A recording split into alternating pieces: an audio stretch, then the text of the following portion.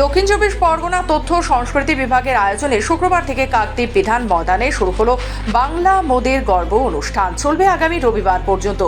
রাজ্যের মুখ্যমন্ত্রী মমতা বন্দ্যোপাধ্যায় অনুপ্রেরণায় কাকদ্বীপ বিধান ময়দানে এই সর্বপ্রথম শুরু হলো বাংলা মোদের গর্ব, আর যার শুভ দ্বারোদ্ঘাটন করেন দক্ষিণ চব্বিশ পরগনার জেলা শাসক সুমিত গুপ্তা।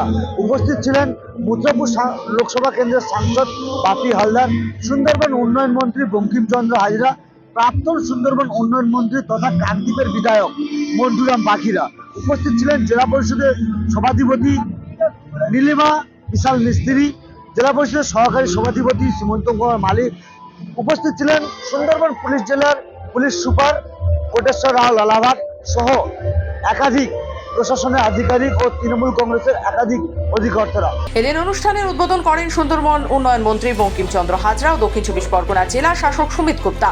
উপস্থিত ছিলেন সুন্দরবন পুলিশ জেলার সুপার কোটেশ্বর রাও, সভাধিপতি নীলিমা বিশ্বাস মিস্ত্রি, সাংসদ বাপি হালদার সহ অন্যান্যরা। এই অনুষ্ঠানে প্রতিদিন প্রদর্শনীর আয়োজন করা হয়েছে। জানেন যে প্রতি বছর সাড়ম্বরে পালিত হয় বাংলা মোদের গর্ব অনুষ্ঠান সারা রাজ্য জুড়ে। এবছর দক্ষিণ চব্বিশ পরগনা জেলার যে প্রোগ্রাম সেটা কাকদ্বীপে অনুষ্ঠিত হচ্ছে মথুরাপুর লোকসভার মধ্যে। আমরা আন্তরিকভাবে কৃতজ্ঞ মাননীয় মুখ্যমন্ত্রী মমতা বন্দ্যোপাধ্যায়ের কাছে এবং প্রিয় সাংসদ অভিষেক বন্দ্যোপাধ্যায়ের কাছে যে এইরকম একটি জায়গাকে সিলেক্ট করা হয়েছে। কাকদ্বীপের একটা প্রত্যন্ত এরিয়া যেখানে সংস্কৃত পীঠস্থান, আপনারা সবাই জানেন কাকদ্বীপের মানুষ সংস্কৃতমনজ্ঞ মানুষ, বিভিন্ন সময় নানান অনুষ্ঠান এখানে হয়। তো আমরা প্রথমেই মাননীয় মুখ্যমন্ত্রী মমতা বন্দ্যোপাধ্যায় এবং প্রিয় সাংসদ অভিষেক বন্দ্যোপাধ্যায়কে ধন্যবাদ জানাই।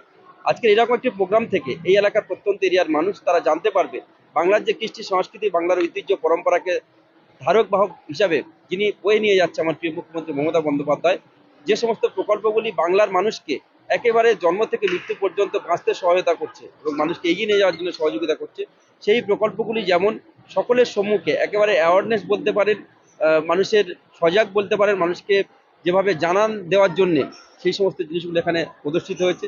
সাথে সাথে বাংলার হারিয়ে যাওয়া যে সমস্ত সাংস্কৃতিক অনুষ্ঠান, একদিকে তরজা গান থেকে শুরু করে যাত্রা গান থেকে শুরু করে দিনে দিনে যেগুলো বিলুপ্ত প্রায় হয়ে যাচ্ছে, সেই সমস্ত অনুষ্ঠান এই মঞ্চে অনুষ্ঠিত হবে এবং মানুষের মধ্যে আবার নতুন করে শিহরণ জগাবে যে বাঙালি আমরা জগৎ সভায় শ্রেষ্ঠ ছিলাম, আছি এবং থাকবো।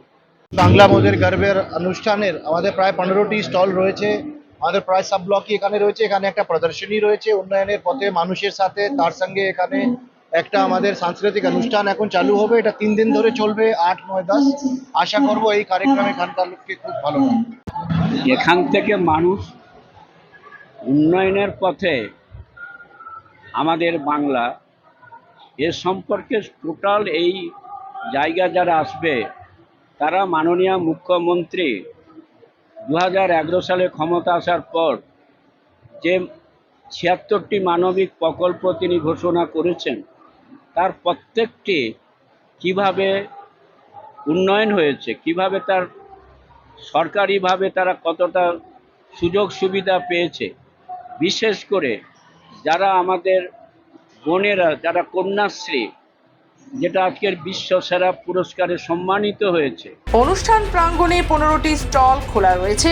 মন্দির বাজার, জয়নগর, রাজপুর, সোনারপুর, মথুরাপুর, কাকদ্বীপ ও কুলপি ব্লকের স্বনির্ভর গোষ্ঠীগুলো এই স্টলগুলিতে তাদের পসরা সাজিয়ে নিয়ে বসেছেন। মূলত জানা গেছে এখানে স্বনির্ভর গোষ্ঠীর মহিলারা তাদের কারুকার্য তুলে ধরবে এই বাংলা মোদের গর্বে, যেখানে 15টি স্টল শুভ উদ্বোধন হয়। আর এই 15টি স্টল চলবে, আজ থেকে শুরু হলো 3 দিন এই বাংলা মোদের গর্বের যে প্রোগ্রাম, যে অনুষ্ঠান, সেটা 3 দিন চলবে। দক্ষিণ চব্বিশ পরগনা কাকদ্বীপ থেকে রবীন্দ্র দাসের রিপোর্ট, খবর বাংলা।